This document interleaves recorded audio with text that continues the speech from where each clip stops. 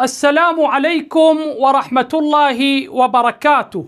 من المسائل المهمة التي ينبغي أن يلتفت إليها أيها الأحباب ألا وهي هذه المسألة: هل يجوز الإفطار في قضاء شهر رمضان بعد الزوال؟ يعني إخواني، شخص عليه قضاء شهر رمضان، صام يوم من أيام السنة، صام بنية قضاء شهر رمضان، وأراد أن يفطر بعد الزوال، يعني بعد أذان الظهر، هل يجوز له أن يفطر أم لا يجوز؟ في مقام الجواب أيها الأحباب، من صام قضاء شهر رمضان لا يجوز له الإفطار بعد الزوال، أي بعد أذان الظهر.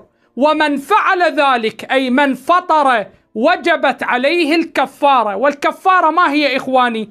إما أن يطعم 10 مساكين، يعطي كل واحد منهم 3/4 الكيلو، يعني كيلو إلا ربع من الطحين.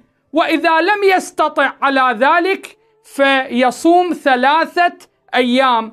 وأما إخواني، إذا أراد أن يفطر قبل الزوال، يعني الشخص الذي صام قضاء شهر رمضان أراد أن يفطر قبل الزوال فلا إشكال في ذلك. وأما بعد الزوال فالحكم الذي ذكرته بخدمتكم، والحمد لله رب العالمين.